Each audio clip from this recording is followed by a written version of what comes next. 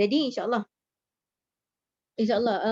kita akan bersama dengan Puan Seri Fatini Yaakob, yang mana nama beliau ialah Fatini binti Yaakob, dilahirkan pada tahun 1958 dan berasal daripada Perlis. Okey, Perlis ni sangat special bagi saya sebab dia adalah tempat saya membesar dan belajar, walaupun saya asal orang Penang. Tapi kalau saya dengar orang Perlis ni, saya sangat sukalah. Sebenarnya saya sangat seronok. Okey, jadi sekarang Umi Fatini menetap di Shah Alam dan pendidikan. Beliau mengambil ijazah sarjana muda kewartawanan dan penyiaran pada tahun 1981 di UiTM. Kemudian menyambung ijazah sarjana dalam bidang jurnalism di University Cardiff, Wales, United Kingdom. Okey, kerjaya beliau beliau sebagai wartawan majalah Dewan Bahasa dan Pustaka. Kemudian beliau sebagai karyawan tamu di UTM. Okey, dan kini beliau sebagai pengerusi eksekutif Yayasan Kasih Tauhid. Okey, yang mana Yayasan Kasih Tauhid ini ialah salah satu yang diberi authority untuk menyimpan sejarah Natrah. Okey, jadi itulah sedikit pengenalan tentang kita punya penulis. InsyaAllah. Jadi seterusnya saya menjemput Puan Natrah, Puan Fatini, dan confused. Puan Fatini untuk memberikan ucapan beliau. Silakan. Bismillahirrahmanirrahim. Alhamdulillahirrahmanirrahim. Alhamdulillahirrahmanirrahim. Alhamdulillahirrahmanirrahim. Terima kasih. Assalamualaikum warahmatullahi wabarakatuh. Terima kasih kepada anak-anak Nashwan. Terima kasih juga kepada saudara Ismail, senior saya yang berjaya menghubungi saya sebelum dapat hadir pada malam ini. Saya orang Perlis, dah lama duduk di Kuala Lumpur. Kadang-kadang bahasa saya dah celaru, jadi kadang-kadang jadi bahasa Kuala Lumpur dah. Jadi terima kasih banyak kerana menyebut saya untuk membicarakan tajuk ini.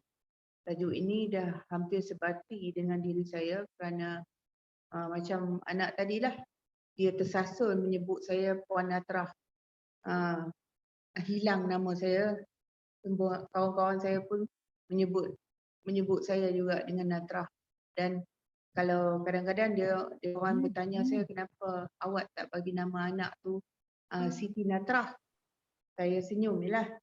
Jadi tajuk yang saya bagi ni sebenarnya saya diminta oleh Encik Ismail supaya memberikan satu tajuk saja kepada anak-anak haluan ataupun haluan di Kedah ni. Tapi saya kata kalau bagi satu tajuk saja, saya ingat semua anak-anak boleh tidaklah mendengar satu tajuk saja, pasal sejarah Natrah ni sebenarnya sangat berat untuk dipahami. Dia banyak sebab dia ada banyak keloknya, ada banyak benda-benda di dalamnya, segi-seginya, ada banyak segi-seginya, ada banyak kelok-keloknya yang mesti dipelajari, mesti didalami dan mesti difahami. Jadi sekiranya saya persembahkan dalam masa 1 jam semua tentang sejarah Natrah tu, rasa saya banyak yang tidak banyak yang dapat hazam. Jadi oleh kerana itu saya minta supaya dipecahkan kepada 2. Jadi yang malam ini adalah malam pengenalan. Pengenalan untuk memperkenalkan siapa itu Natrah. Ada 3 aspek yang pertama untuk dikenalkan. Siapa itu Natrah, siapa itu Cik Aminah, siapa itu Mansur Adabi, siapa itu keluarga di kelilingnya, orang-orang di kelilingnya. Supaya apabila kita masuk bab yang seterusnya yang lebih berat itu, masing-masing sudah faham bagaimana siapa di kelilingnya dan apa jalan cerita selepas ini. Jadi tak teruk sangatlah nak faham lepas ni. Jadi sebab kita kena ketahuan kepala ekor dia dulu ya. Jadi sekarang saya nampak muka saya je sini dengan saya punya um, slide saya je. Saya tak nampak audience. Selalu apabila saya bercakap tentang tajuk natrah ni, saya nampak audience. Saya nampak dia suka ke, dia gelak ke, dia apa ke. Sekarang pertama kali saya tak nampak audience saya. Ini pertama kali saya persembahkan ceramah natrah ni dalam keadaan tidak nampak audience. Tak apalah, saya cuba saya upaya. Tajuk ini memang pertama kali saya persembahkan tajuk ini. Dan dia bunyi macam eksklusif lah. Sebab tidak pernah saya persembahkan tajuk bertemu dan wawancara natrah dan masuk adabi ni. Selalunya tajuk saya terus kepada makna sejarah tu. Okey, slide kedua ya. Makan slide kedua. Okey, sebelum kita nak cerita pasal bertemu-bertemu tu, kita cerita dulu sejarah bangsa Melayu dulu sikit ya, supaya anak-anak semua tahu. Anak-anak kena tahu dulu bangsa Melayu ni sebenarnya apa? Sebab sejarah ni diturunkan kepada bangsa Melayu, special untuk bangsa Melayu. Dia tidak turun untuk bangsa-bangsa pendatang kepada tanah Melayu. Tetapi diturunkan betul-betul untuk bangsa Melayu. Kenapa macam itu? Kerana ada sebabnya ya. Jadi kita kena tahu bangsa Melayu ni sebenarnya siapa? Sebelum dijajah, bangsa Melayu ni siapa? Bangsa Melayu ni sebenarnya sangat hebat. Hanya sekarang ya kita ni macam-macam renah, kita ni aku kata macam-macam orang mempertikaikan tentang orang Melayu sekarang. Tapi sebenarnya orang Melayu ni sebenarnya adalah bangsa yang hebat. Dia telah berkurun sebenarnya, hebat dia tu. Kalau kita tengok orang Kedah ni sebenarnya ada sejarah Kedah tua. Orang Kedah ni patut dia bangga dengan Kedah dia tu. Dia patut pergi ke Megong tu cek. Di Megong tu ada sejarah Kedah tua tu di situ. Dekat sungai apa dia panggil? Sungai apa dekat tu? Sungai Merbuk kan. Dekat sungai tu ada ini apa ni? Ada yang besi-besi yang belum dikorek habis lagi peninggalan-peninggalan tu. Dan besi-besi itu menunjukkan betapa hebatnya tamadun Melayu zaman dulu. Ada zaman Tok Nadok tu. Zaman tu kita telah pun berdagang, Melayu telah pun berdagang dengan Firaun zaman dulu tu. Kita telah pun menghantar satu produk kepada Firaun untuk mengawet mami-mami tu. Tu zaman tu lagi. Orang Melayu telah pun berdagang dengan Mesir. Dengan zaman Firaun tu. Betapa hebatnya. Zaman belum Islam lagi. 2000, 3000 tahun yang lalu. Sebelum Rasulullah lahir lagi. Jadi hebatnya Melayu. Selepas tu Melayu hebat juga. Selepas kedatangan Islam pun Melayu hebat juga. Cuba tengok peta tu yang sebelah tu. Peta Melaka tu bukan sekecil Melaka yang macam sekarang ni. Melaka zaman dulu tu panjang daripada Segenting Kera tu sampai Singapura. Itu Melaka. Sebab itulah zaman dulu Melaka tu dipanggil Melaka tu sepanjang itu. Sebab itulah zaman dulu hebatnya tanah Melayu tu, hebatnya Melaka tu sehingga kan orang yang nak masuk ke Selat Melaka tu terpaksa ada penterjemah bercakap bahasa Melayu dengan hukum-hukum kanun Melayu, dengan bahasa Melayu. Bahasa Melayu menjadi bahasa lingua franca, maknanya bahasa daerah itu, bahasa perdagangan kawasan itu. Jadi nak tunjuk hebatnya kita. Janganlah rasa macam kita ni hanya kerana terjajah 400 tahun yang menyebabkan Melayu tu jadi tak ketahuan hala. Sampai lah ni tak ketahuan lagi Melayu ni. Zaman dulu kita hebat. Patutnya kita balikkan kembali kepada kehebatan itu ya. Jadi saya nak merujuk kepada poin yang ketiga tu. Zaman penjajah. Jadi natrah ini datang pada zaman penjajah. Zaman kita belum merdeka. Kita nak tunjuk setting natrah tu kat mana ya. Setting natrah berada pada zaman penjajah. Zaman belum merdeka. Zaman pada zaman Mak Saleh masuk ke tanah Melayu. Mak Saleh mana? Mak Saleh Inggeris, British. Setelah dijajah oleh Portugis, kemudian Belanda, kemudian Inggeris, kemudian Jepun, kemudian Inggeris balik. Kan? Orang Melayu ni, dia ada satu keplekannya. Dia kan peduli sangat penjajah-penjajah ni masuk. Bagi dia, lantak pilah hampa nak menjajah. Kami tak heran, kami tak mau menjadi kuli-kuli hampa. Hampa lantak pilah hampa nak buat apa.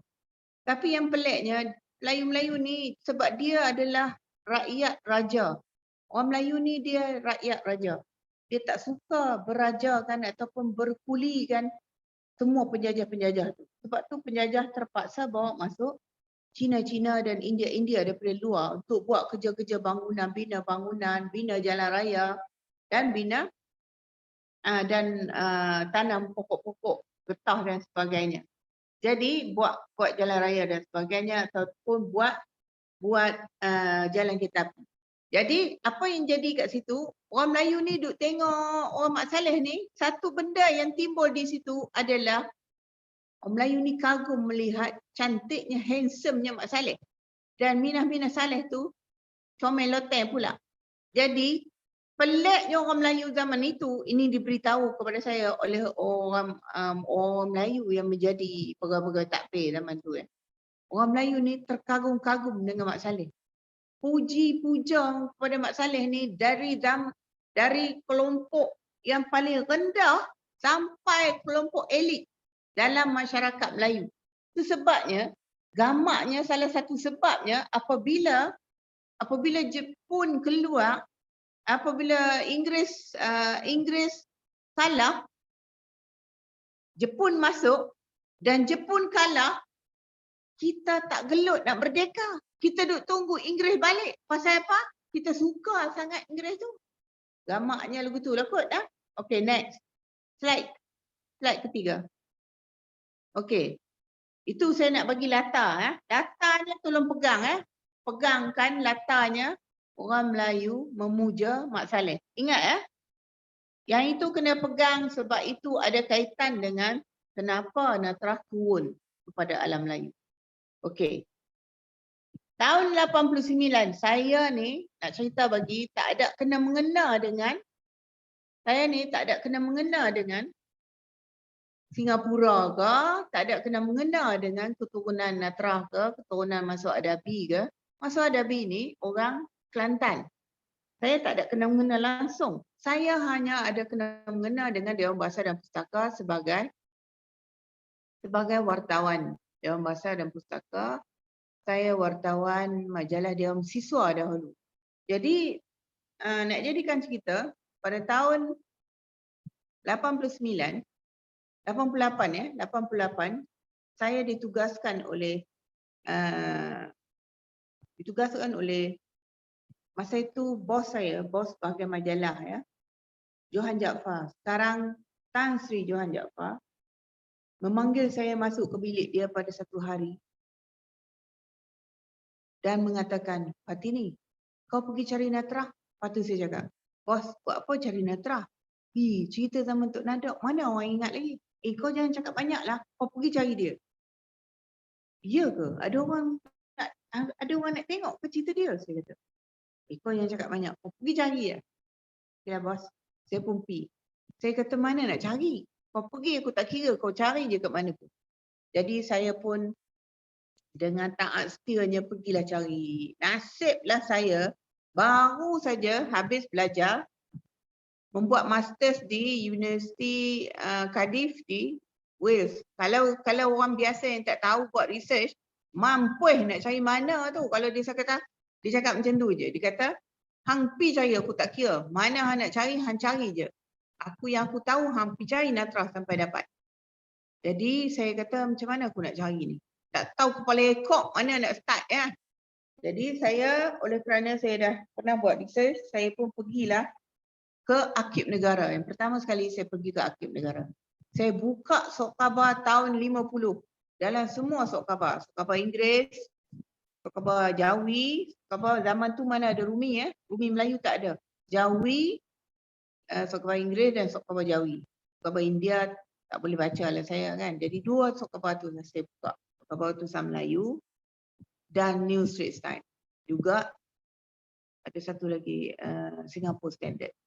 Jadi bila saya buka, terduduk saya melihat betapa besarnya cerita Natrah pada tahun 1950.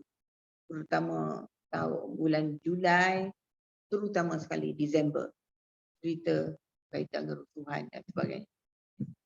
Jadi saya kata, saya balik kepada dia, saya kata, okey bos, boleh tulis. Besar cerita dia. Banyak benda boleh tulis. Saya kata.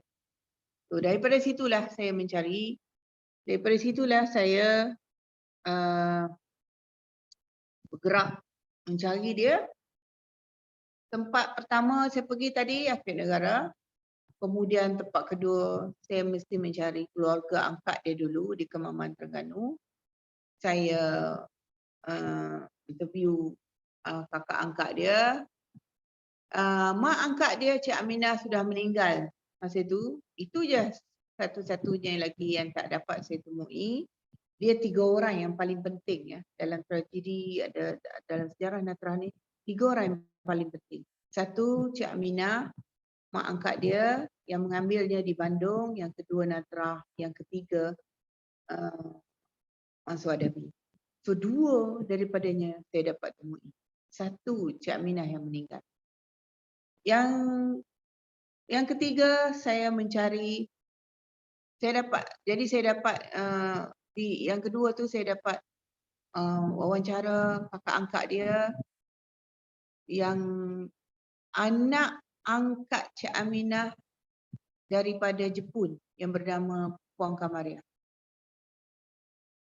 Dia tak ada anak sendiri ya, Cik Aminah tidak ada anak sendiri, dia mengambil anak angkat. Masa dia pergi mengikut suami dia, Cik Abdul Ghani yang bekerja di Jepun pada masa itu, bekerja di Jepun selama 12 tahun sebab dia pandai cakap Jepun. Jadi dia mengambil anak angkat Jepun. Dia dinamakan Kamaria. Jadi itu saya sempat jumpa, saya dapat interview dia dan dapat juga interview anak dia yang bernama Maria. Lepas tu bukan yang bernama Rokayah. Lepas tu saya pergi ke Singapura. Mencari suami pertamanya bernama Mansur Adabi. Alhamdulillah dapatlah saya interview dia. Sayang sekali saya tak dapat ambil gambar bersamanya. Tapi gambar dia saya dapat ambil. Tapi ambil gambar saya bersamanya tak sempat. Sebab saya fikir saya sempat je jumpa dia. Lepas tu saya dapat interview dia sedikit lah. Soalan-soalan paling penting dapat saya interview dia. Sangat bahagialah saya kerana soalan-soalan penting saya dapat interview. Dapatlah juga 2 muka Dewan Masyarakat tu. Dapatlah interview, dapatlah saya tulis. Jadi pada masa saya jumpa Mansur Adabi, dia memberikan saya 3 fail tentang berkaitan dengan surat menyurat dia dengan Natrah, berkaitan dengan tabung Natrah dan berkaitan dengan resit-resit apa yang dia gunakan dengan tabung itu. Jadi masa saya dapat fail tu saya pun terkedulah dan malam tu saya membacalah segala surat-surat yang berkaitan tu. Jadi saya pukul 2 pagi baru saya tidur. Saya ada banyak soalan nak tanya tapi takdir Allah Ta'ala. Pukul 6 pagi saya terbangun dan Pak Surahman Markasan, saya tidur di rumah sastrawan Singapura ni. Dia mengatakan pada saya, Fatini, orang yang kamu interview semalam sudah meninggal. Ya Rabbi, tidak ada perkataan dapat saya katakan pada masa itu. Terduduk saya katakan pada Pak Surahman, macam mana dia boleh meninggal? Saya tak habis lagi tanya dia. Fatini, kita tak boleh buat apa-apa. Siapa kita? Dia kata, Allah Akbar. Lembek saya tak sangka betul-betul bahawa itulah pertama kali saya jumpa Mansur Adabi dan itulah yang terakhir rupanya. Alhamdulillah. Nasiblah saya dapatlah juga interview dia. Walaupun hanya sedikit. Yang keempat, saya dapat jumpa keluarga Natrah dan suami dia yang kedua Wolkenfeld di Belanda. Dan yang ketiga saya tak dapat jumpa suami ketiganya Parlimen di Belanda, tapi anak-anak dia yang seramai 10 orang tu 8 daripadanya saya dapat jumpa dan interview. Dan akhir sekali barulah saya jumpa Natrah di Amerika. Alhamdulillah.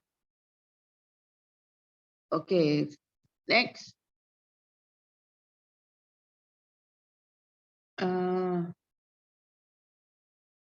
Asal usul Natrah ya. So sebelum saya pergi lebih jauh, saya cerita tentang asal usul dia dulu ya. Untuk anak-anak yang tak pernah baca, tak pernah tahu ya, siapa Natrah ni, apa cerita dengan dia ni yang hebat sangat, dan mengapa banyak sangat cerita tentang dia ni, apa yang orang cerita tentang dia. Sejarah Natrah ni sebenarnya dah 70 tahun dah sekarang. Dah 70 tahun. Jadi memang orang Melayu sangat mengenang tentang Natrah ni dan akan mengenang sehingga kiamat sejarah tentang Natrah ni pasal dia berkaitan dengan harga diri dan berkaitan dengan agama. Berkaitan dengan perjuangan agama, perjuangan harga diri, maruah dan harga diri sebuah bangsa. Jadi sampai kiamat pun orang tetap akan ingat Natrah. Bukan kerana Natrah tu secara peribadi, tapi kerana di sebalik segala berkaitan dengan Natrah itu tersembunyi harga diri bangsa Melayu. Itu sebenarnya. Jadi asal usul Natrah ni sebenarnya dia adalah berdarah Belanda. Mak bapaknya adalah Belanda. Dia berasal, neneknya datang daripada Belanda, tinggal di Bandung, itu yang kita tahu daripada situ. Nama nenek dia Nur Louis. Dia duduk di Bandung, dia kahwin dengan orang Islam di Bandung. Saya tak ingat ada nama dia. Lepas tu ibu dia Adeline kahwin dengan askar yang memang datang daripada Belanda. Pada masa pendudukan Belanda tu, askar tu dia kahwin dengan askar daripada Belanda. Sarjan Hertog. Jadi mereka ni semua boleh cakap Indonesia, boleh cakap Melayu, termasuklah Natrah tu. Okay. Natrah lahir pada tahun 38 di Bandung. Dia anak kelima daripada 7 adik-beradik. Nama Belanda dia Huberdina Maria Hertog. Jadi yang Cik Aminah ni macam mana dia enter frame? Cik Aminah adalah peniaga emas. Cik Aminah ni bukan sebarang perempuan ya.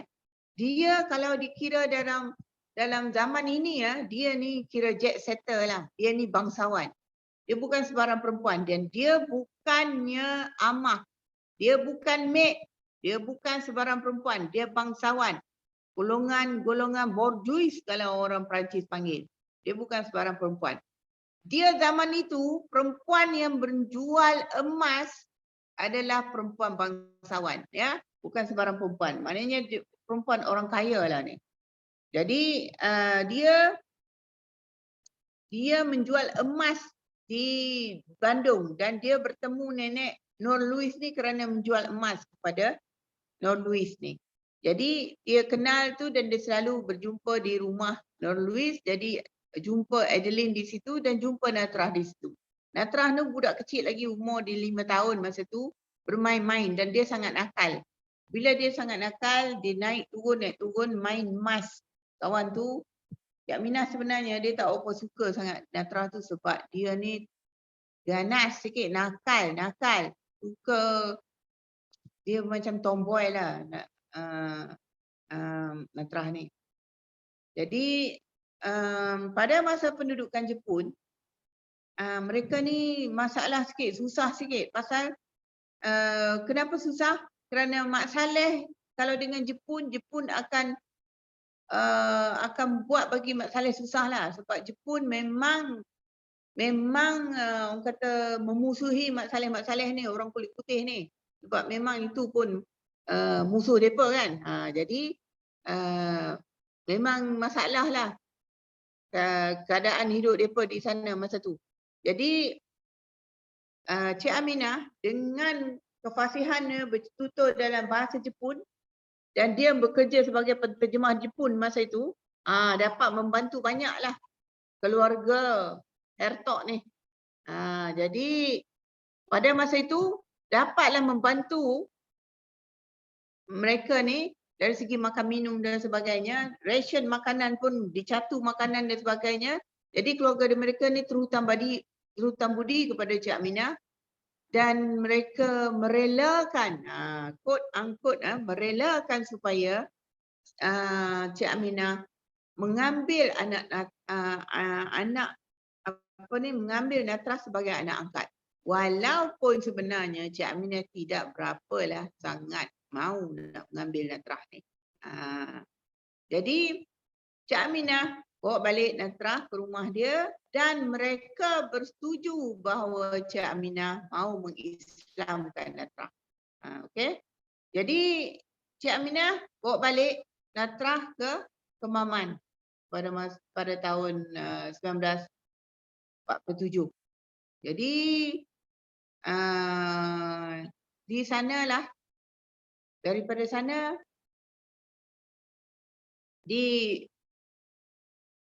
pada tahun 50 Presiden Inggeris di Kemaman nampak Natrah ni di padang sekolah sebab Natrah ni sudah assimilate, sudah ada asimilasi assimilate ataupun sudah pun menjadi sebahagian daripada komuniti Melayu, komuniti Islam di Ganu, boleh cakap Ganu dengan fasih, boleh baca Quran dengan baik, boleh solat dengan baik, pakai telekung bagai.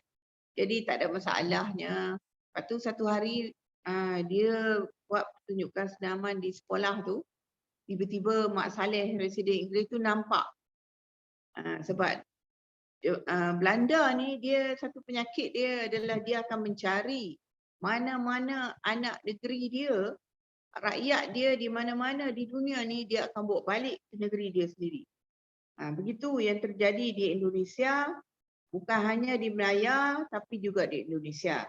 Jadi Natrah adalah salah satu mangsa mereka lah, mereka nak bawa balik juga. Jadi oleh kerana mereka ni ejen-ejen dia ada di merata negara, di merata ceruk, jadi Residen Inggeris tu nampak aja itu terus dilapor lah. Jadi bawa balik lah. Tu dia approach Cik Aminah terpaksa lah pergi ke Singapura bawa Natrah. Okay, next apa slide? Okay, pertemuan dan pernikahan Natrah dan Masud Adabi. Okey, di Singapura pada awal April tahun 50, Cik Aminah tinggal di rumah sahabat baiknya Cik Wok. Masa di Singapura, Cik Aminah terpaksa bawa Natrah, pergilah duduk kat rumah Cik Wok. Cik Wok ni ibu kepada Mansur Adabi. Pada masa sampai tu dia tak jumpa apa lagi daripada ni. Sebab Mansur guru pelatih, dia tak jumpa guru pelatih, dia terpaksa duduk di asrama di sana. Cik Aminah dapat surat saman daripada Konsul Jeneral Belanda minta serahkan Natrah kepada Belanda. Kan dah kena minta. Padahal pada masa mula-mula tu Inggeris cakap tak ada apa-apa, hanya nak bagi surat aja. Dia kecoh lah tu. Dia kecoh lah supaya bawa juga budak tu pergi sana. Kenapa suruh bawa ke Singapura? Kerana kalau duduk di negeri Melayu, benda tu tak boleh berlaku. Dia kena bawa turun budak tu ke negeri jajahan Inggeris, barulah boleh dibuat apa-apa pun. Sebab sekiranya duduk di negeri Melayu, Natrah selamat. Duduk di negeri jajahan Inggeris, baru segala benda kaitan dengan ini boleh berlaku.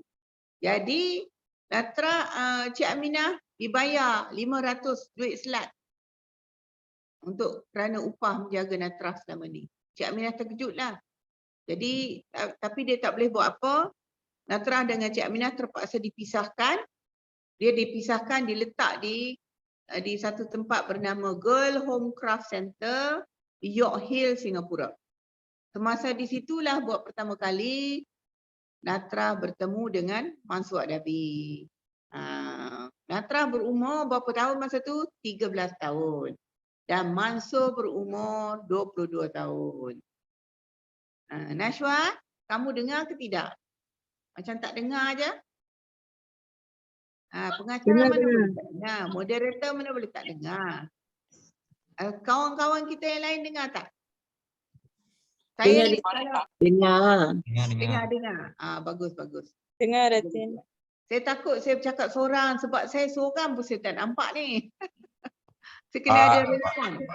Kena ada orang Ada. respon pada saya. Ada. Kalau tidak saya bercakap seorang. Sebab saya hanya nampak slide saya. Lepas tu saya kadang-kadang nampak Nashwan tengok saya. Okey ya? Okey ya? Setakat ni boleh follow? Boleh? Boleh. Clear. Boleh.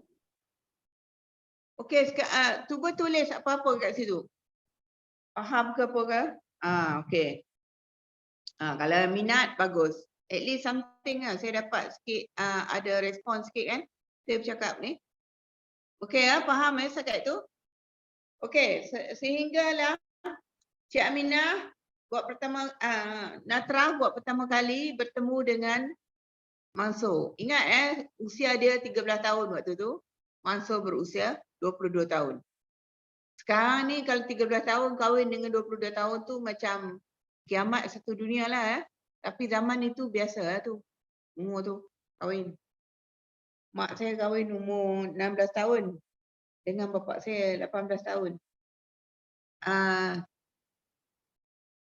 Oleh kerana berlaku keadaan itu, Cik Aminah mencabar Konsul Jeneral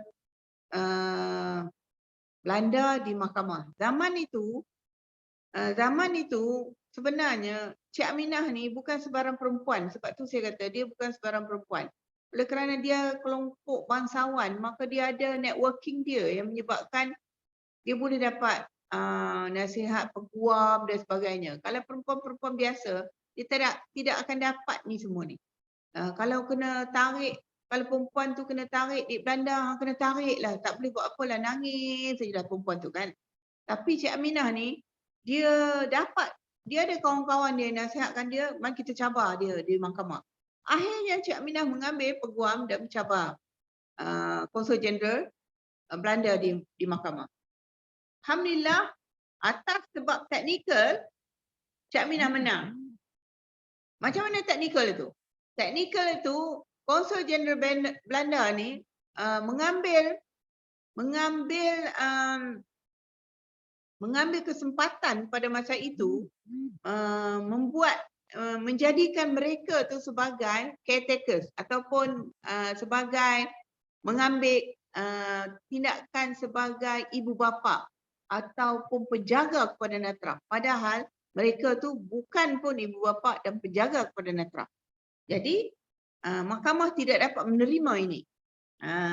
Sebab tidak ada surat daripada ibu bapa kandung mengatakan bahawa KGB itu adalah caretakers ataupun penjaga kepada Natra. Jadi dengan sebab itu Cik Aminah menang. Suka ceritalah Cik Aminah. Tapi takdir Allah Ta'ala, siapa yang mewakili Cik Aminah sebagai peguam di sini? Ini yang interesting ni. Yang sangat interesting kat sini, siapa yang menjadi peguam di sini? Yang menjadi peguam di sini adalah, siapa yang ingat? Boleh tulis tak? Siapa yang ingat? Siapa yang ingat? Siapa peguam Cik Aminah di mahkamah? Ahmad Ibrahim kah? Ahmad Ibrahim. Ya. Pandai. Siapa yang tulis tu? Ahmad Ibrahim Ahmad Ibrahim ini pun terkejut apabila boleh menang. Dia pun terkejut. Sebab tak sangka boleh jadi kemenangan tu begitu cepat. Dan ini adalah takdir Allah Ta'ala. takdir Allah Ta'ala yang sangat-sangat mengejutkan. Dan ada sebab besar kenapa benda terjadi. Jadi atas kerana keseronokan ini, Cik Aminah lupa. Cik Aminah lupa poin yang sangat besar selepas itu ya. Selepas dah seronok sangat tu, tapi dalam masa yang sama dia takut bahawa Natrah ini akan terlepas buat kali kedua. Akan terlepas buat kali kedua dan akan bermasalah masa depannya. Oleh kerana itu, dia tanpa memikir panjang, tanpa merujuk peguam. Kali ini dia tidak rujuk peguam. Dia tak sampai 4 hari lepas itu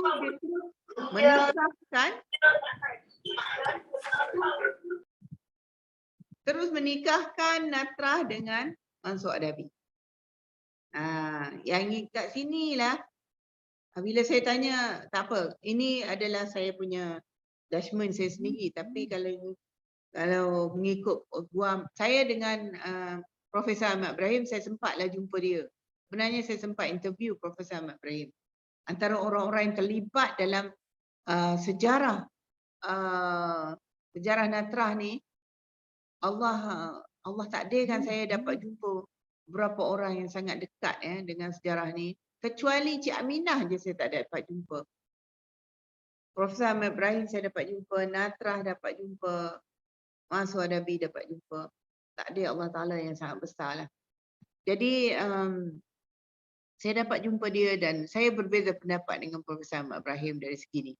Dia mengatakan bahawa sekiranya Cik Aminah rujuk peguam, dia akan menasihatkan supaya Cik Aminah tidak menikahkan Natrah dengan Mansur Adabi di Singapura.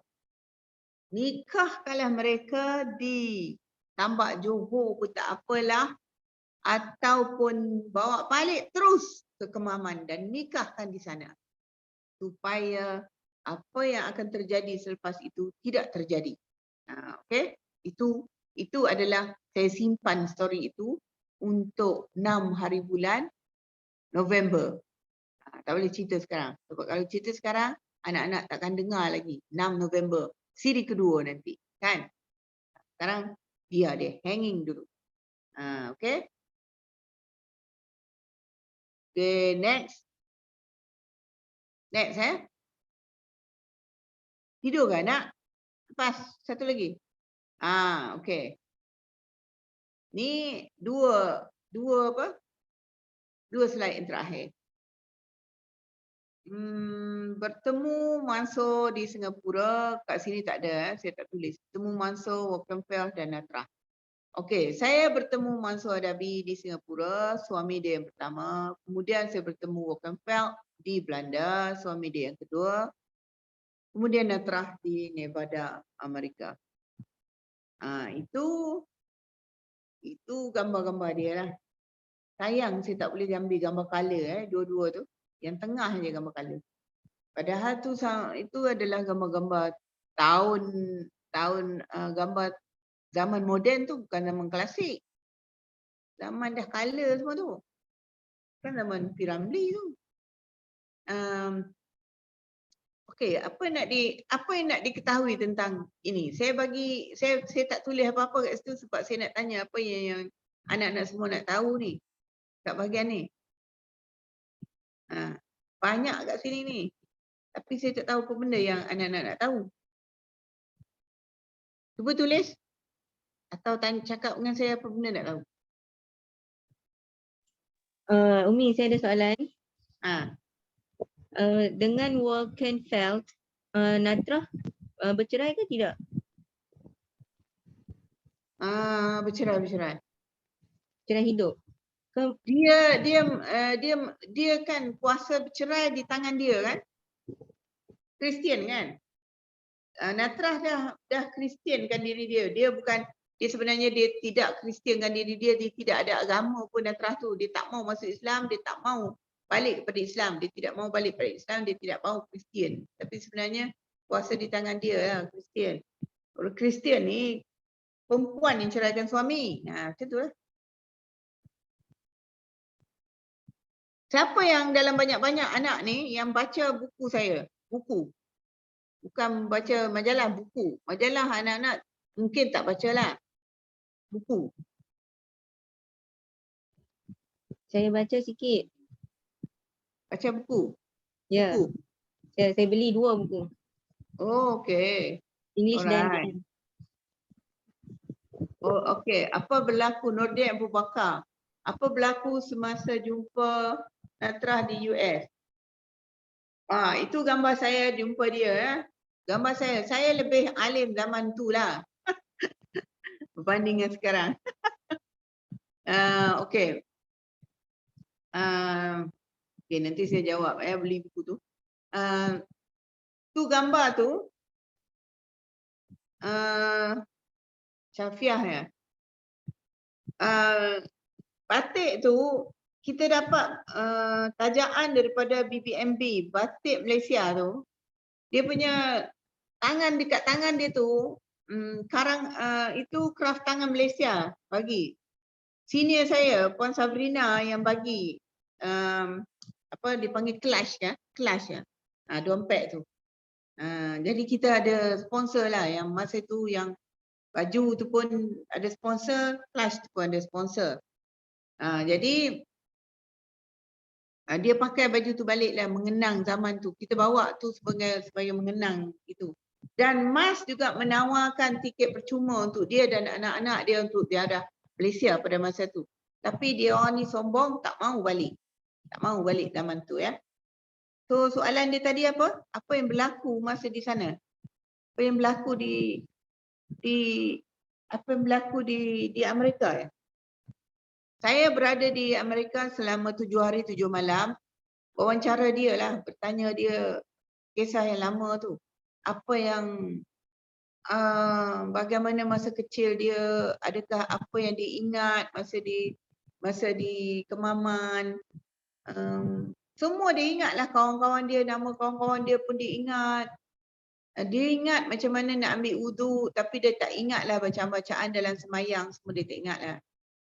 Dia tak ingat lah bacaan semua, tapi wuduk dia ingat. Tu je lah. Dia ambil semayang semua dia ingat. Tapi wuduk dia tak ingat. Dia tak mau sebut lah nak masuk Islam, semua dia tak mau. Itu sensitif bagi dia. Dan dia, kita pun tak maulah sebut pasal agama-agama sangat sebab bagi dia sensitif lah. Bagi dia takut sebut pasal Islam je dia takut.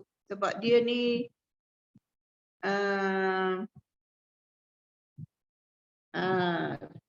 sekarang ya, anak Aida tu ada sebut kenapa Profesor Ahmad Ibrahim sangat komited tentang bidang undang-undang UIA. Sebab inilah dia punya, saya suka nak bagi sedikit apa kata, next kuliah, maknanya sesi kedua, maknanya siri kedua saya untuk 6 hari bulan November nanti saya akan cerita detail tentang Profesor Ahmad Ibrahim. Bagaimana dia menjadi manusia yang orang kata berubah daripada dia yang sebelumnya. Sekarang saya tak boleh cerita. Banyak benda yang saya dah baca tentang dia dan apa dia dekat sini dan apa dia selepas itu, selepas sejarah. Itu yang interesting juga.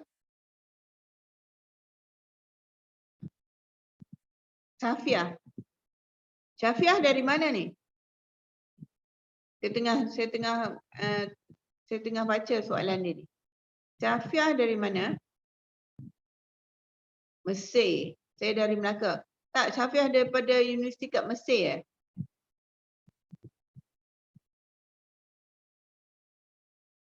Dia buat teater kat Mesir. Ya, buat teater kat Mesir.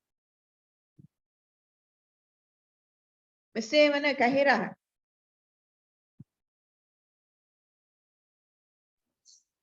Mesir kat Kahirah, betul. Oh, teater kat Mesir. Okey, open mic. Senang. Cakap lagi senang. Okey. Apa? Cakap lagi senang lah. Tanya saya soalan lagi senang. Boleh Puan Sri, boleh. Tanya-tanya. Kalau waktu saya baca buku tu, waktu tu 2012 waktu nak buat teater tu. Kalau Nenek Natrah, nama dia Nur Luis, yang Puan Sri kata dia Muslim, dia kahwin dengan orang Muslim dekat Indonesia. Ya, ya. Waktu konflik antara Cik Aminah, Ibu Natrah, Adeline, pihak KGB dan juga orang kat Singapura ketika tu, Nur Luis tak ada bantu ke dari sudut dia memenangkan Natrah ataupun memujuk balik Adeline untuk serahkan je Natrah pada Cik Aminah? Saya ingat dia tak ada dalam frame lah masa tu. Lagi satu gini ya, kita kena faham gini. Saya tak dapat nak baca yang itu sebab dia tak ada enter frame langsung kat situ, ada atas dua sebab, mungkin atas dua sebab. Saya baca keadaan ni gini. Satu,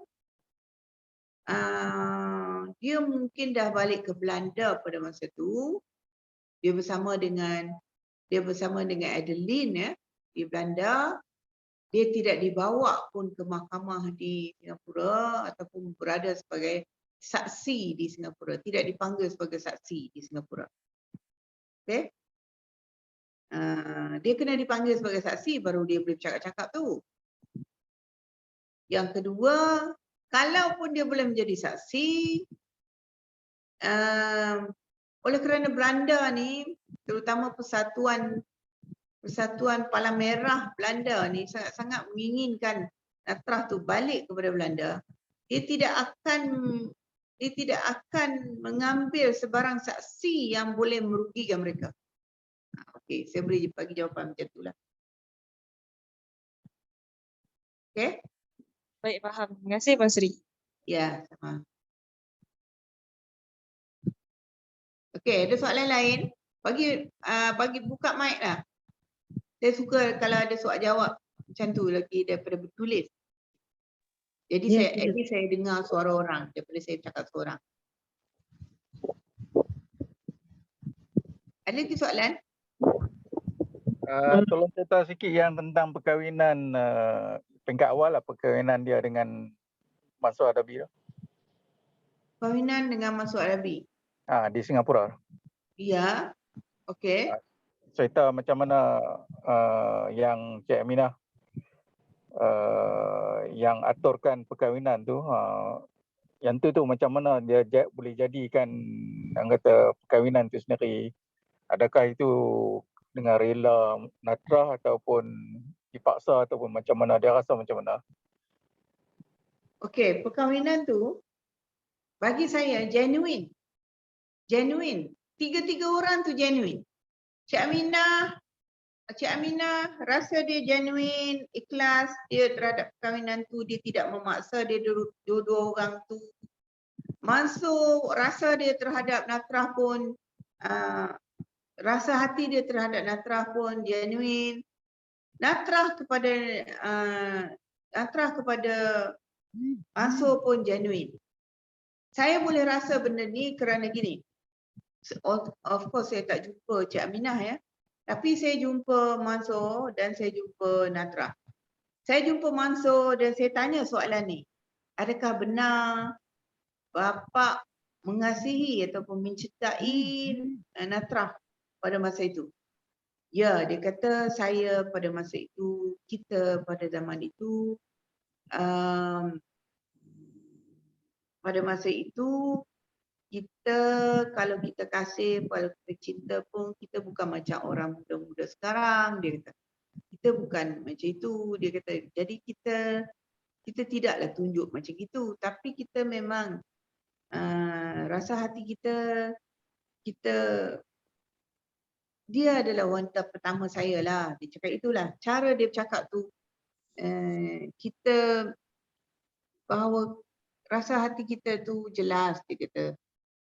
Dan kita tidak main-main terhadap rasa hati kita itu. Macam itulah. Dan Natrah pula, Natrah lagi teruklah daripada Mansur. Natrah ni bila saya jumpa dia, saya bercakap dengan dia, dia kata tidak ada seorang lelaki pun yang dapat menyamai kebaikan hati Mansur Adabi. Walaupun dia tidak handsome seperti lain-lain lelaki, tetapi dia memiliki hati yang sangat baik. Dia kata. Hati yang sangat baik. Dan dia kata tidak ada lelaki lain lebih baik hatinya daripada Mansur. Sebab tu sepanjang hayat dia, sepanjang hidup dia, dia akan tetap mengenang Mansur Adabi. Itu perkataan dia lah yang masa saya interview dia di Amerika. Dan bila saya jumpa Mansur sendiri, personally saya sebagai perempuan, saya jumpa dia. Walaupun saya jumpa dia sekali, itu memang nampak gentleman dia tu. Rasa hati dia tu. Ikhlas dia tu.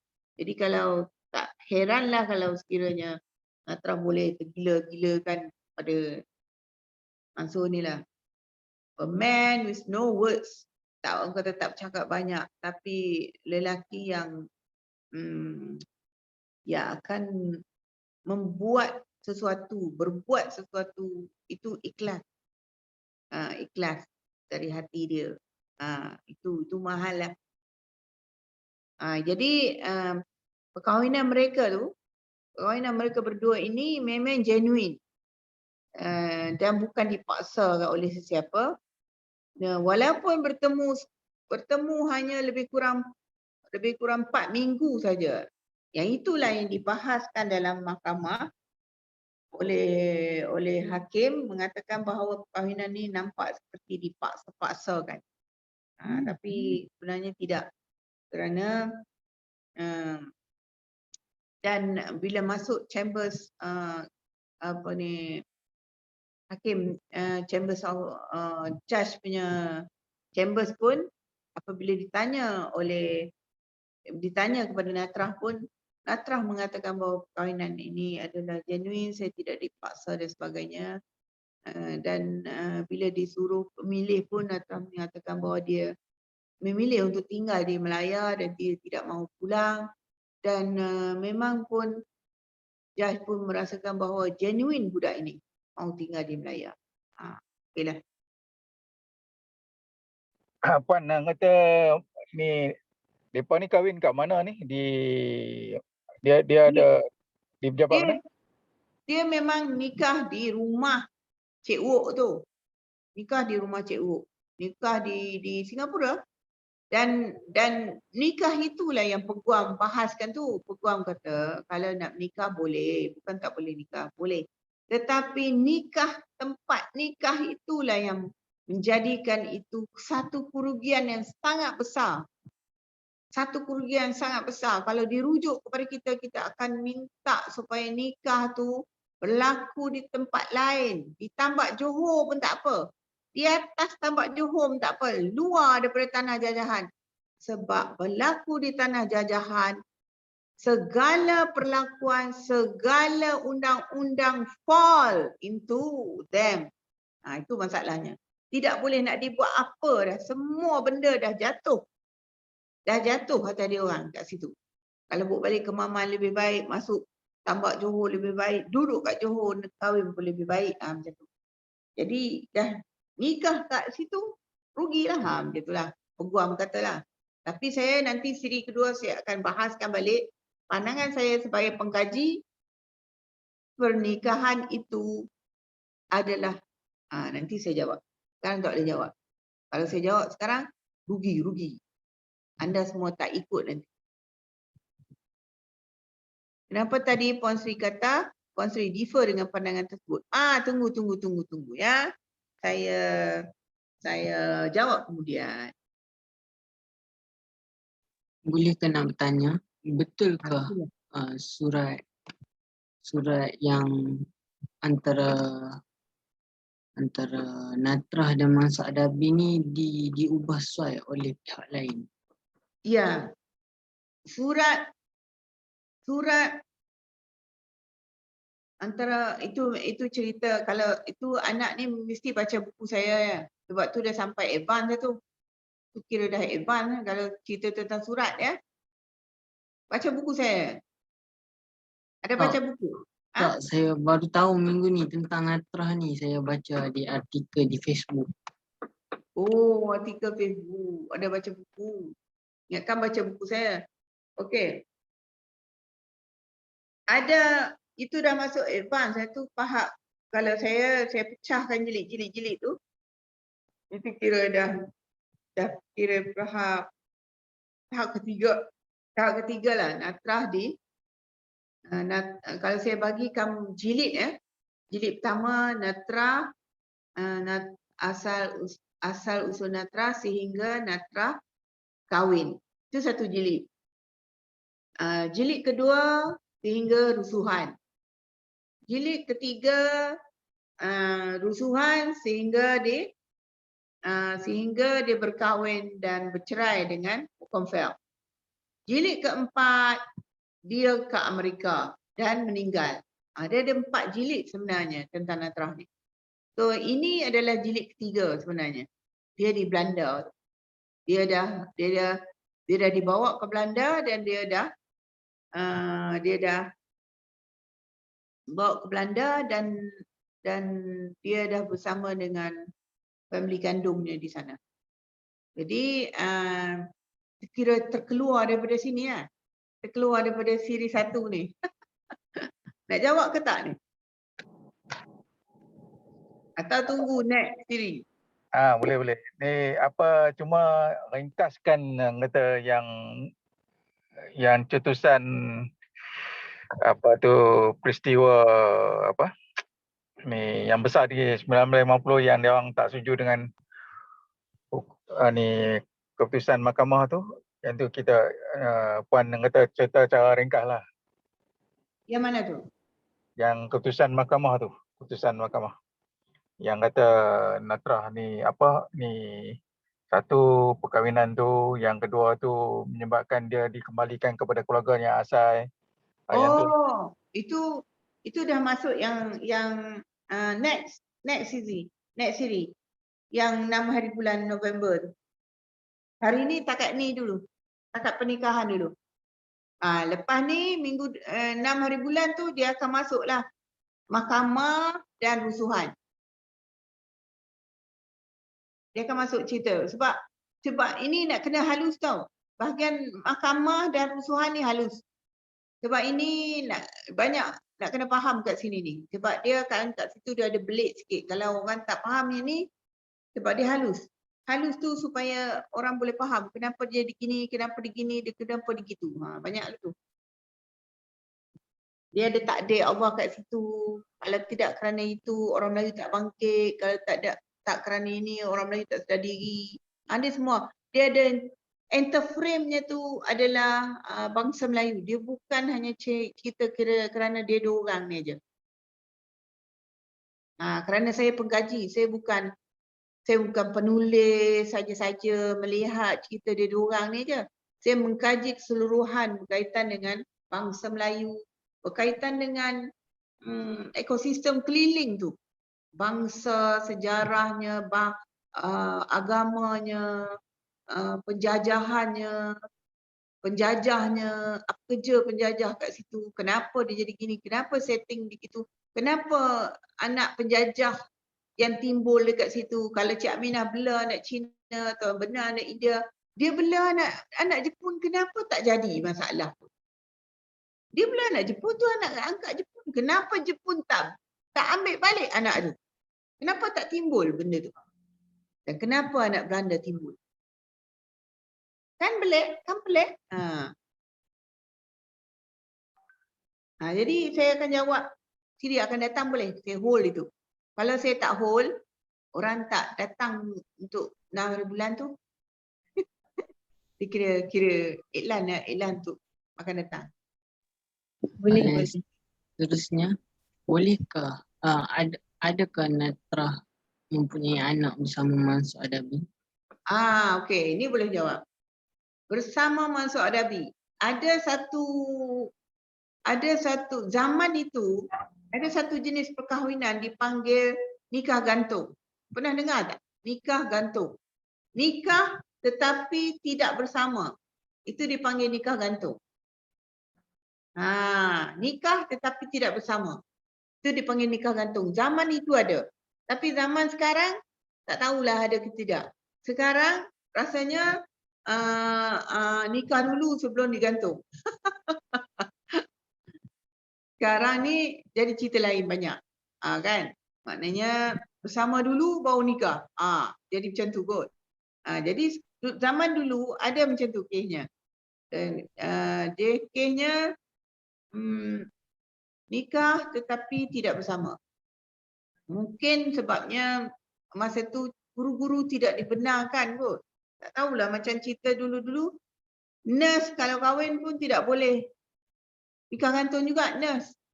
Tak boleh sama juga. Macam tu. Ada masalah kot dari segi jawatan tu. Dari segi pejawatan. Jadi kesnya macam tu lah. Jadi itu juga menjadi salah satu sebab. Jadi salah satu sebab Natrah boleh dibawa ke Belanda. Bawa balik ke Belanda. Kalau dia mengandung, dia tidak dibawa balik. Tak boleh dibawa balik. Jadi bila dia tidak mengandung, jadi satu sebab boleh bawa balik. Okey, ada soalan lain? Assalamualaikum. Tadi ada soalan tentang buku kan? Saya ni tulis dulu masa buku ni, masa saya bekerja sebagai karyawan tamu Universiti Teknologi Malaysia. Jadi buku tu diterbitkan oleh penerbit Universiti Teknologi Malaysia Jalan Skudai di Johor Bahru. Jadi type buku Natrah tu dia akan naik nama penerbit tu. Beli online je. Beli online. Boleh beli online. Okey, ada soalan lagi? Assalamualaikum. Okey, silakan. Puan Sri, boleh Puan Sri cerita apakah cabaran-cabaran yang Puan Sri hadapi? Oh, bagus soalan ni. Untuk dalam usaha untuk nak mengumpulkan, nak bertemu dengan responden ni dan nak mengumpulkan maklumat-maklumat ni. Bagus. Ni soalan bagus. Menulis tentang Natrah ni sebenarnya tak banyak sangat masalah dari segi mendapatkan bahannya. Bahan dia banyak. Sama ada di Malaysia, di Singapura ataupun di seantero dunia. Banyak sangat bahan bertulis dia. Sebab bahan dia tu dalam segi bertulis bercetak ni dia kan satu cerita yang menggemparkan dunia zaman tu. Jadi tak ada masalah. Saya pergi ke newspaper library di London. Dia datang, dia tolak satu troli tu penuh surat khabar tu. Saya boleh buka penuh. Saya boleh scroll buka balik. Banyak scroll saya buka balik keratan-keratan akhbar. Sekarang dah tak boleh dah. Sekarang dalam bentuk microchip dah. Jadi seronoklah saya membuat kajian tu. Jadi bahan dia banyak. Saya fikir dari segi cabaran dia tak berapa banyak sangat Natrah ni. Tetapi kalau nak dibandingkan dengan Samsul Fakih yang saya buat ni, yang saya buat juga, itu cabaran lebih berat. Samsul Fakih berat sangat sebab bahan tak banyak, bahan bertulis tak ada. Orang nak bercakap tentang Samsul Fakih pun takut. Tapi orang nak bercakap tentang Natrah ni banyak aja. Semua nak cerita tentang dia. Semua nak cerita yang baik-baik. Dan cabaran yang kedua, kalau nak kira dari segi cabaran yang pelik sikit, Natrah ni, dia sangat takut kepada orang Melayu sangat kasih kepada dia. Tu peliknya tentang cabarannya tentang Natrah. Dan Natrah ni mempunyai split personality yang menyusahkan saya. Tu cabaran masa nak interview dia. Oh, pening kepala. Mengurus dia pening. Pasal dia ni, dia sebagai orang Melayu ni satu jenis manusia yang kasih sayang dia tu genuine terhadap apa-apa pun. Sebab tu Mak Saleh sangat suka orang Melayu ni. Orang Melayu ni kan sampai ke dasar hatinya tu suka sangat dengan orang luar. sifat dia suka orang. Orang Melayu ni dia suka orang. Jadi kalau Mak Saleh tu dah lah dia. Orang Mak Saleh ni handsome putih-putih kan. Orang Melayu ni sawo matang. Jadi kan dia suka Mak Saleh tu, dia suka sampai ke dasar hati. Jadi Mak Saleh ni tidak banyak bunuh orang Melayu berbanding dengan bunuh bangsa-bangsa lain di dunia termasuk di India. Ribu-ribu dia bunuh. Tak tahu kenapa dia suka sangat nak bunuh. Tapi di tanah Melayu ni kurang dia nak bunuh bangsa Melayu ni.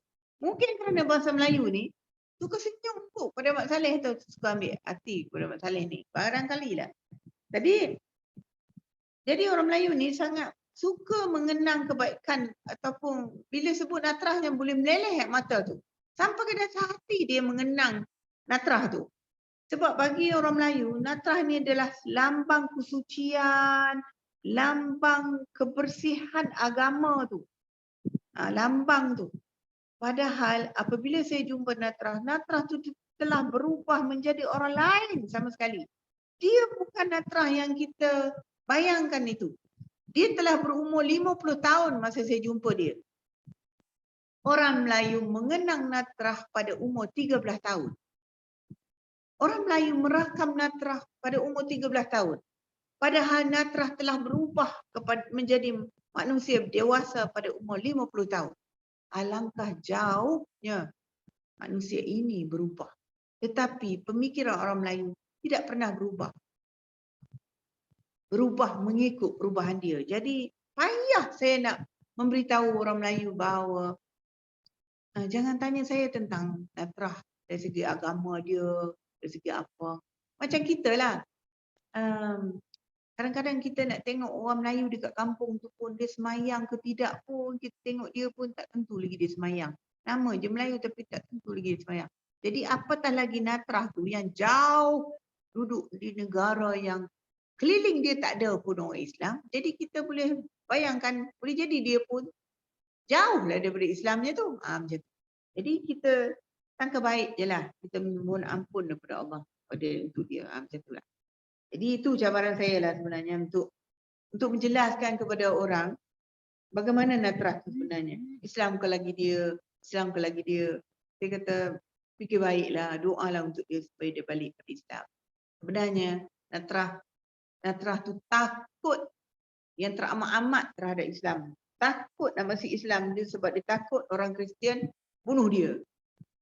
Apabila dia nak masuk Islam, dia takut orang Kristian bunuh dia.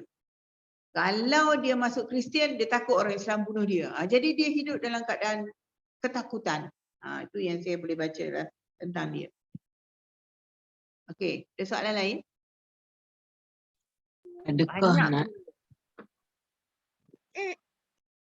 Adakah Natrah ni merupakan mangsa keadaan antara Malaysia dan Belanda ataupun memang pilihan dia sendiri?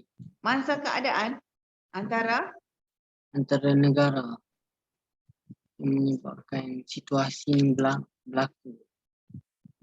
Dia memang beliau ini kalau ikut buku Dr. Tom Hughes ni daripada Pegawai Kebajikan Masyarakat yang menjaga dia memang menulis, dia balik pada tahun 70-an menulis di Southeast Asia Studies di Singapura. Dia menulis balik satu buku nipis tu, Tangle Between Two Worlds tu. Dia kata Natrah ni akan menjadi manusia yang huru-hara lah, jiwa raga ni akan menjadi manusia yang banyak masalah lah dari segi kejiwaan dia. Memang dia tulis tu pada masa dia tidak pernah menjumpa Natrah. Saya menjadi saksi dan menjadi boleh membuktikan bahawa Natrah memang celaru jiwa raga dia. Dia celaru ni kerana saya fikir Natrah mahu membiarkan diri dia dalam keadaan keliru. Dia tidak mahu mencari mencari apa kata? Mencari jalan untuk menghilangkan kekeliruan diri dia.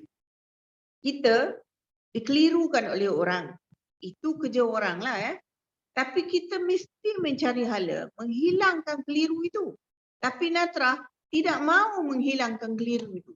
Dia mahu berada dalam keliru itu. Jadi keliru tu menghantui dia sepanjang hidup dia. Rugilah. Bagi saya rugilah. Itulah Natrah. Jadi kita tak boleh nak nasihat dia lah. Sebab umur kita lebih muda daripada dia. Masa tu saya jumpa dia, saya berumur 30 tahun, dia 50 tahun. Saya 20 tahun lebih muda daripada dia. Kalau saya nasihat dia, dipandang kita macam seolah-olah kau siapa nak nasihat aku? Kau lebih muda daripada aku. Tapi dia tak tahu bahawa pada masa saya jumpa dia tu, saya membaca dia jauh dan saya mengenal dia lebih banyak daripada dia mengenal diri dia sendiri. Sebab saya membaca lebih banyak tentang dia daripada dia tahu tentang diri sendiri tu. Tu yang dia rugi. Dia rugi kat situ je lah. Kalau ditanya saya sikit pun saya dah boleh bagi banyak pada dia. Tapi sayangnya dia menganggap saya stranger. Dia satu lagi cabaran tadi saya tak jawab.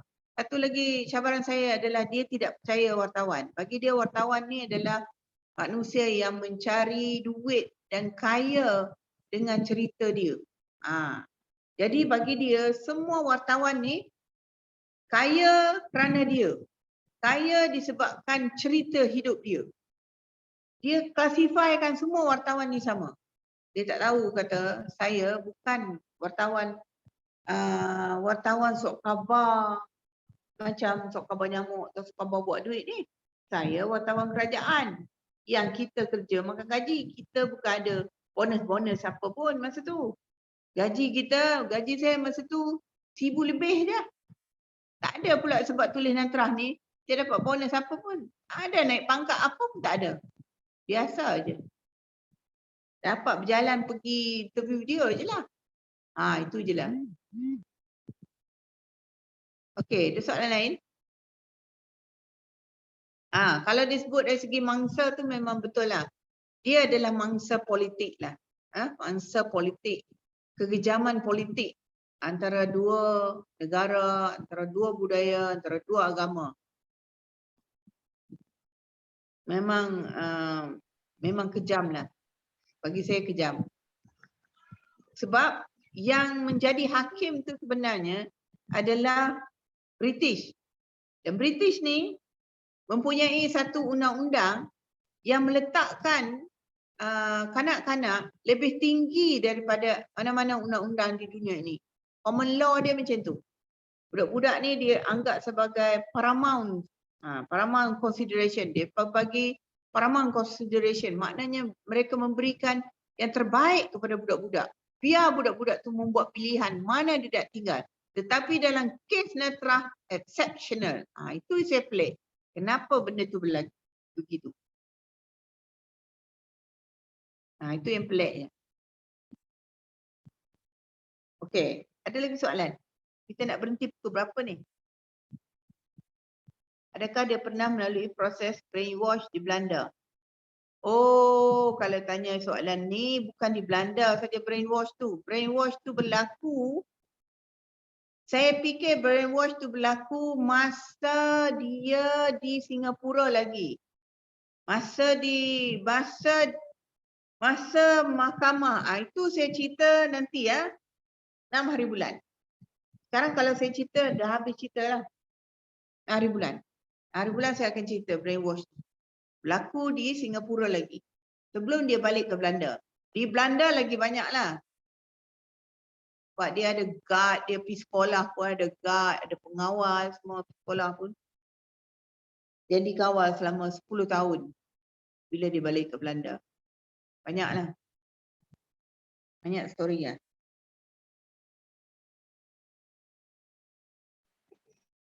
Okey, ada lagi soalan? Adakah disebab Natrah ni dijaga oleh Aminah yang golongan bangsawan, dia menjadi satu political issue? Dan dalam ketika itu, adakah tak ada orang Inggeris lain atau Belanda lain yang kahwin orang Melayu di tanah Melayu atau di Singapura? Macam mana? Adakah kerana dia Adakah kerana dia dijaga oleh Aminah yang golongan bangsawan, jadi dia menjadi political issue. Maksudnya kalau dia orang biasa, Aminah tu orang biasa, adakah dia akan menjadi memberi impak yang sama? Oh, kalau orang biasa adakah dia impak yang sama? Okey. Saya fikir tak ada juga. Ini tak ada Allah lah. Dia tak ada Allah. Istimewa lah yang ini. Memang saya pun pelik memikirkan benda ini tau. Ini memang satu benda yang sangat pelik. Untuk zaman itu, kita fikir gini. Untuk zaman itu, negara-negara yang dijajah sebenarnya kalau kita tengoklah nampakkan lebih miskin daripada negara yang menjajah ni kan. Dan maknanya kita duduk dalam keadaan yang kita serba kekurangan dah dan miskin dah. Tetapi sebaliknya ialah kedua ibu bapa Natrah tu adalah kelompok marhain berbanding dengan Cik Aminah tu. Cik Aminah tu kelompok bangsawan. Mak bapak Natrah, mak bapak kandung Natrah itu kelompok marhain. Itu memang pelik. Jadi pelik. Jadi memang Allah takdirkan demikian rupa. Jadi yang menguruskan Melayu-Melayu yang ada di sini dan suami dia pula juga bukan sebarang orang. Masuk Adabi datang daripada kelompok bangsawan. Abdul Qadir Adabi itu adalah orang istana dulu. Dia adalah seorang pembesar istana dulu di Kelantan. Sebelum dibuang negeri ke apa kerana dia menyanggahi menulis dia seorang penulis juga selain daripada orang besar istana juga menulis dan ada benda yang dia tulis tidak disenangi oleh istana, maka dia terbuang ke negeri mana Pahang ke Terengganu gitu. Tapi bukan sebarang orang lah maknanya. Jadi itu juga ibu dia. Jadi Masuk Adabi bukan sebarang orang. Orang yang dan bapa dia pun penulis hebat. Learned makna orang berilmu. Tidak sebarang orang, keturunannya bukan sebarang orang. Cik Aminah bukan sebarang orang, bangsawan. Masuk Adabi daripada keturunan bangsawan dan berilmu. Ini nampak kita kena tengok takdir Allah di sini. Bagaimana dia memilih orang-orang yang terlibat. Juga peguamnya juga Melayu, bukan sebarang orang. Ahmad Ibrahim. Ahmad Ibrahim ini adalah seorang genius undang-undang Inggeris, common law. Dia adalah pelajar terbaik undang-undang Inggeris selama 3 ke 4 tahun berturut-turut. Pelajar terbaik, mendapat award pelajar terbaik undang-undang Inggeris sehingga tidak ada lagi award nak dibagi pada dia. Dia digelar ensiklopedia undang-undang Inggeris yang berjalan. Punya hebatnya Profesor Ahmad Ibrahim. Jadi dia ni pemuja undang-undang Inggeris. Bukan sebarang orang. Tengok apa yang berlaku dalam takdir sejarah Natrah. Dan Natrah tu sendiri adalah daripada keturunan orang biasa-biasa saja. Bukan orang hebat-hebat. Nampak? Allah nak tunjukkan macam kita orang Melayu ni orang hebat. Mak Saleh ni orang biasa-biasa aja. Ada soalan tanya saya tu, tahun berapa saya bertemu dengan Natrah ni? Tahun 89. 89 tu masa saya jumpa yang pakai baju kurung tu, Mac kalau saya tak salah, Mac 89. Masa tu hari jadi dia 23 Mac. Hari jadi dia. Anak dia pergi sekali tu. Tu ada belon-belon tu kan, gambar ada belon-belon. Dia tak sempat nak ambil gambar lain. Ada belon-belon gambar anak dia menyambut hari jadi dia di sana.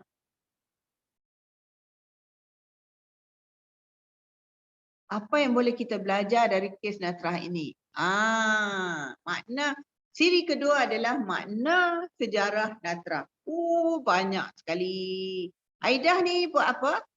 Aidah ni student ke atau dah bekerja ke atau buat apa? Aidah ni. Assalamualaikum Puan Sri. Saya dah kerja jadi cikgu je. Cikgu sejarah ke? Tak ada. Banyak sangat yang kita boleh pelajari. Sebab itu Natrah ni, sebut Natrah je orang Melayu macam terpinga-pinga. Orang Melayu akan terkedu. Orang Melayu akan terangkat kepala dia. Dia tak tahu apa-apa sangat tentang Natrah. Tetapi dia macam jiwa dia terenggut apabila disebut tentang Natrah. Maknanya Allah sedang masukkan sesuatu dalam sejarah ini. Dan alangkah terkejut juga saya kerana saya satu-satunya manusia yang membawa kisah dia yang paling banyak sekali dalam dada saya tu. Itu saya lagi pelik.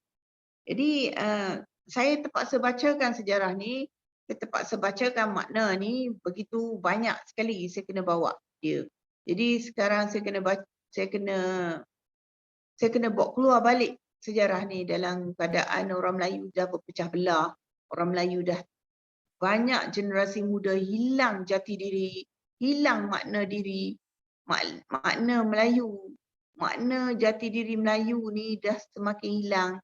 Tidak lagi bangga menjadi orang Melayu. Saya rasa kena buat sesuatu lah.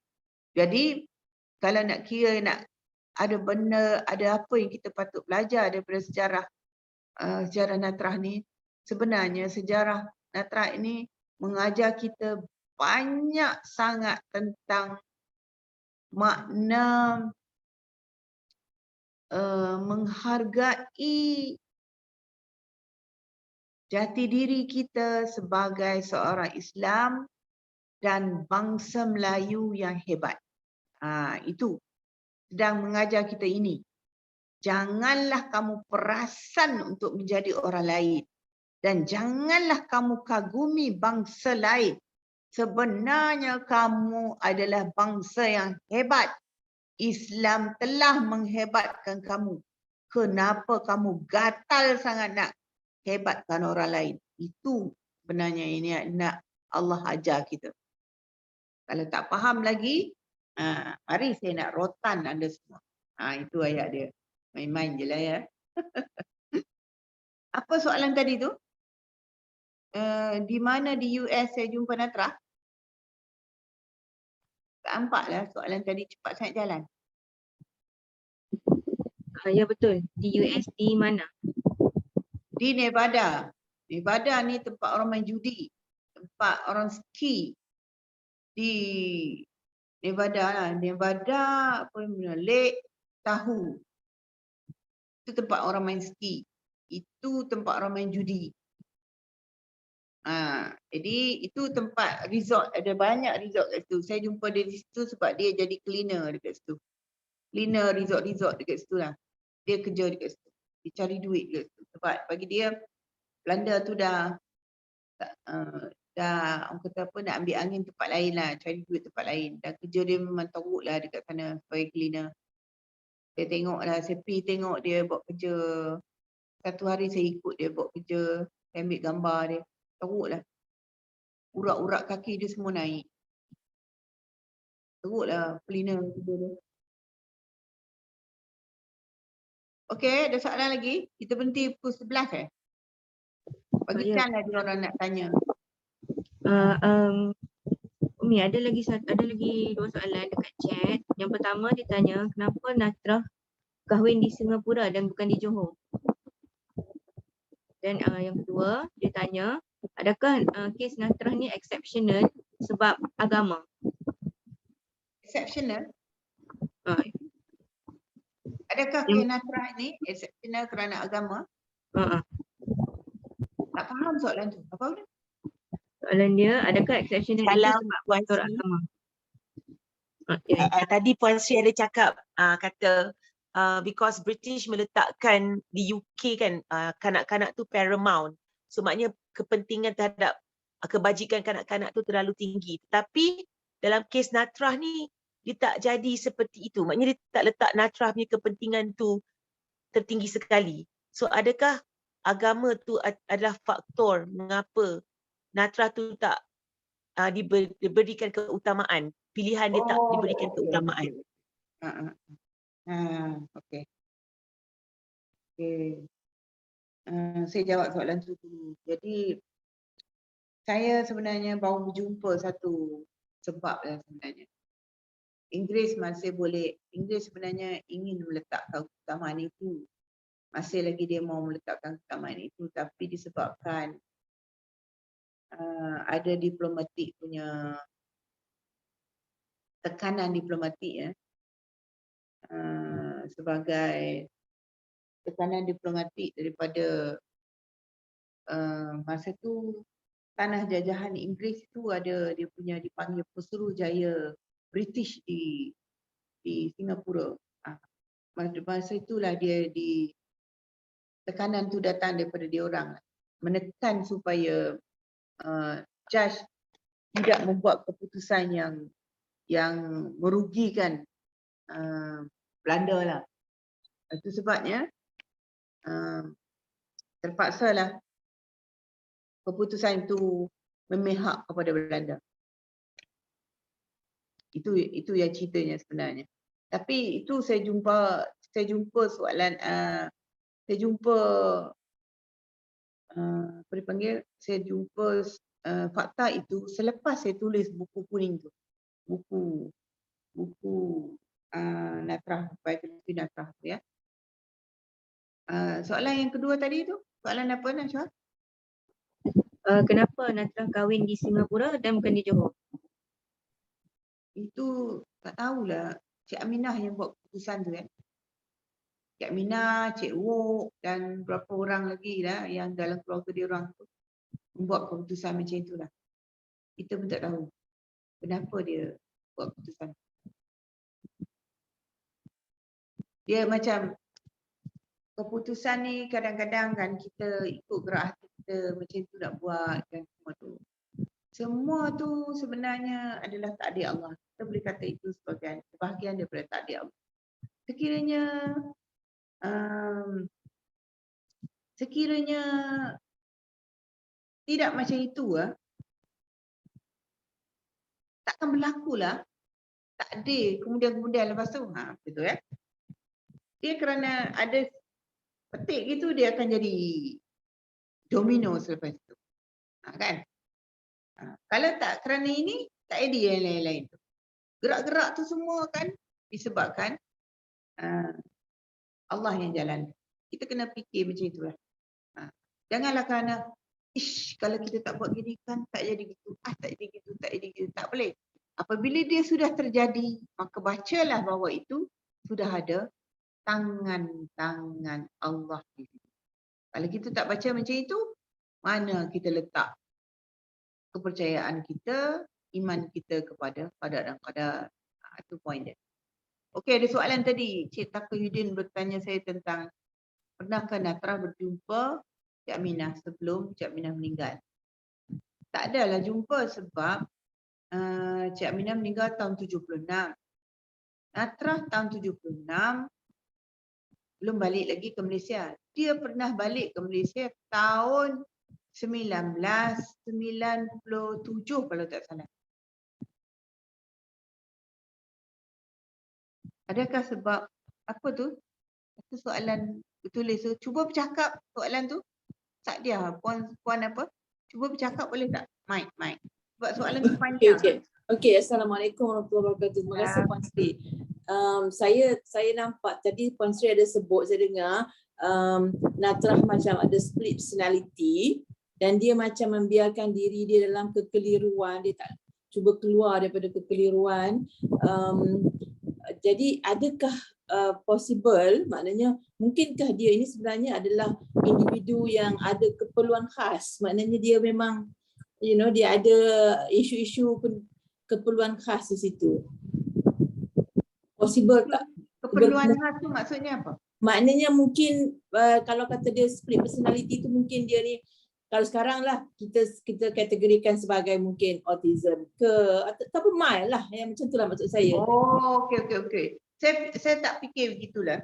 Saya fikir gini, sebab gini, dia terlalu memikirkan tekanan yang dia terima tu. Jadi dia tak tahu nak bawa diri dia ke mana. Dan dia tidak jumpa orang yang betul-betul care for her lah, yang menyebabkan dia jadi tak tentu arah dalam hidup dia tu. Dan dia tak jumpa orang yang betul-betul dia percayalah yang dapat diceritakan apa yang dalam rasa hati dia tu. Termasuk suami dia Wokonfet yang dia kahwin, yang suami dia yang kedua tu. Kalau dia cerita pun pada Wokonfet tak boleh rasa apa-apa sebab Wokonfet tak duduk di timur kan. Tidak duduk di timur, tidak duduk di Melaya masa tu. Tu macam tu lah kot. Jadi dia tak ada jumpa siapa pun yang boleh faham dia. Saya fikir macam tu lah. Itu sebab dia macam dia berterusan dalam keadaan keliru lah. Dia berterusan dalam keadaan keliru dan tidak percaya pada sesiapa pun. Macam tu.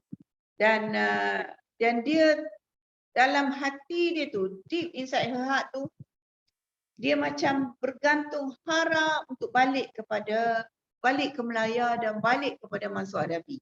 Itu lagi satu. Dia punya angan-angan dia. Jadi untuk bergantung harap kepada benda yang tidak mungkin dan mustahil tu, jadi payahlah nak hidup. Macam itulah. Bagi saya macam tu je. Mudah je. Tak ada nampak complicated sangat yang lain. Autism ke apa tak nampak. Tapi saya nampak macam tu je lebih. Sebab saya duduk dengan dia 7 hari 7 malam tu, yang itu lebih. Ada satu lagi yang ini sikit. Kalau dia rasa macam stres sangat hidup ni, pasal dia gini. Lagi satu, dia tak tahan kalau dia hidup dalam keadaan susah. Susah tak ada duit, tak cukup duit. Susah tak cukup duit ni dia sangat risau lah sebab tu. Bagi dia kebahagiaan ni adalah duit yang banyak. Benda ni selalu mendesak dia dan dia rasa terdesak sangat apabila dia tengok satu video yang menampakkan Mansur Adabi dan isterinya di rumah yang sangat besar di Singapura tu. Masa tu lah yang dia jadi lagi huru-hara tu. Saya tengok, baru saya teringat, itu dia benda yang menyebabkan dia jadi huru-hara sangat. Sebelum tu dia okey, dia tenang lah. Dia tentram dan dia boleh terima kenyataan hidup. Tapi sekali dia nampak yang itu, dia huru-hara dah. Sebab dia susah dengan anak dia 10 orang tu. Dia tak pernah rasa senang lah hidup dia susah. Jadi bagi dia kebahagiaan ni duit yang banyak. Itu escapism lah.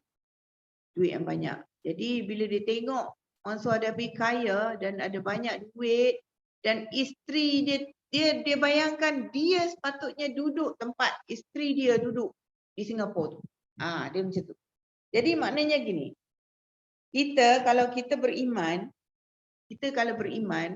kalau kita sebagai orang Islam, kita ada iman, kita boleh menerima qada dan qadar, kita boleh menerima takdir, kita boleh redha. Oleh kerana dia tidak beriman dan tidak ada iman, maka dia tidak boleh menerima qada dan qadar, maka dia tidak boleh redha. Itulah jadinya huru-hara dia tu. Senang ya bercerita kat situ. Dan dia tidak boleh move forward. Betul. Dia tak boleh move forward lah. Dia tak boleh redha dengan takdir yang dia lalu tu. Itu je lah sebenarnya. Kita ada lagi ada soalan lagi. Ada tanya di sini, adakah Natrah kahwin dengan suaminya dari Indonesia? Entah, iya kot. Terima kasih Puan Rosada. Saya tak tahu. Masa saya interview tu, dia cakap tidak dia kahwin ke tidak. Tapi rasa saya kahwin kot. Tak tahu lah. Dia orang ni boleh je duduk bersekedudukan tu. Tak kisah apa. Ada lagi satu soalan. Adakah semasa Natrah dia bawa pergi ke Belanda, dia diceraikan secara sah oleh Mansur Adabi? Tak, Mansur tidak ceraikan dia. Mansur tidak, bagi saya Mansur tidak melafazkan cerai dan sebagainya pada dia, tak. Bagi dia consider dia pisah dan cerai dengan sendirinya. Dalam interview saya tu saya fikir dia tak tulis dia ceraikan dia tu. Even dalam surat-surat itu pun dia tak tulis dia ceraikan. Tak ada. Hanya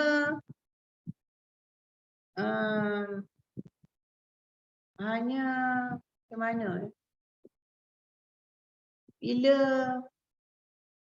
Bila masuk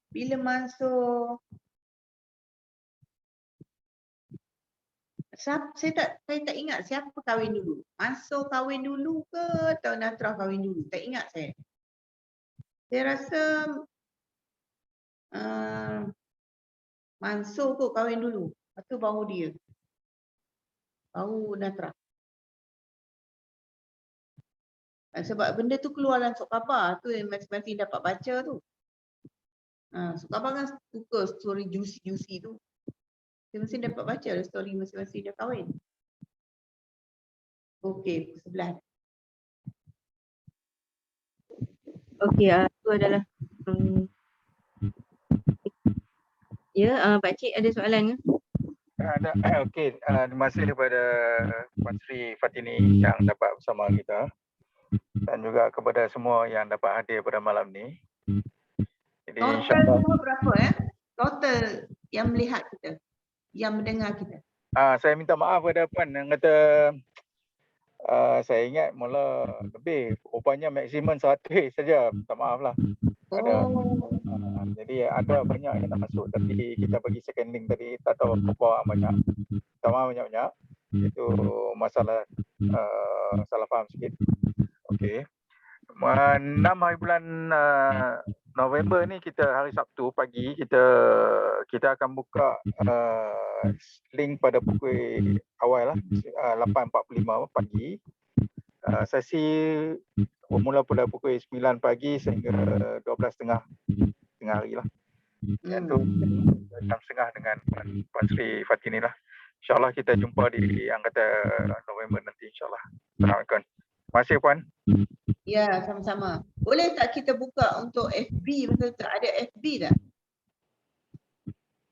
Boleh nanti boleh. Mungkin kalau FB live ramai sikit boleh ikut. Boleh. Ya, okey. Terima kasih banyak.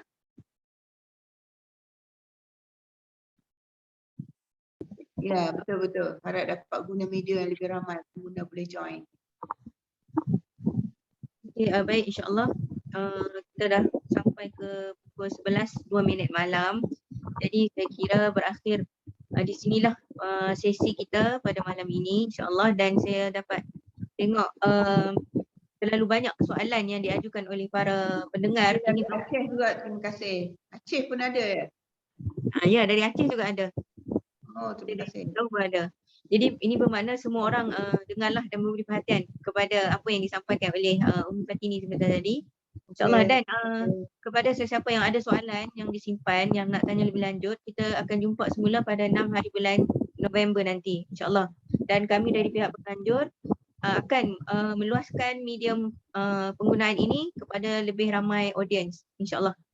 Dan untuk pada malam ni ramailah sebenarnya yang tak dapat masuk, dan kami ada buat second link sebenarnya, dan adalah yang dapat masuk dalam second link tu, alhamdulillah. Jadi saya daripada pihak penganjur memohon juta kemaafan di atas segala kelemahan dan kekurangan sepanjang program ini berlangsung, dan saya ingin mengucapkan ribuan terima kasih pertama sekali kepada Umi Puan Fatini, seterusnya kepada semua pendengar yang sudi hadir pada malam ini. Saya sebagai seorang pelajar dan juga orang muda rasa sangat terbuka apabila mendengar cerita tentang Natrah kan. Tapi saya juga mungkin termasuk dalam orang Melayu yang Umi sebut tadi, dia agak emosional bila cakap tentang Natrah. Sedih tentang Natrah kan. Bila saya baca sikit-sikit daripada buku pun saya rasa sedih, kesian dan sebagainya. Tapi kena baca bagi habis kan untuk nak tahu sebenarnya Natrah ni di pihak yang mana. Okay, jadi insyaAllah Kalau tak ada apa-apa pada malam ini, okey, ada soalan tentang record nak dapatkan di mana. Nanti kami akan letak record di link YouTube. InsyaAllah YouTube tersebut akan namanya akaun Haluan Siswa Kedah. Jadi bolehlah lihat recording di YouTube tersebut. Haluan Siswa Kedah. Kami akan sebarkanlah. InsyaAllah record mungkin akan ada pada hari Khamis atau hari Jumaat. Recording tersebut di YouTube Haluan Siswa Kedah. Okay, jadi tak ada apa-apa lagi pada malam ini. Terima kasih kepada semua. Kita tangguh dengan tasbih kafarah dan suratul Asr.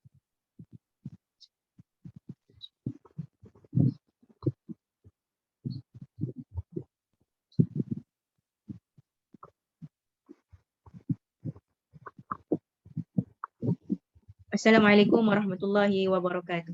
Waalaikumsalam. Terima kasih. Ya, sama-sama.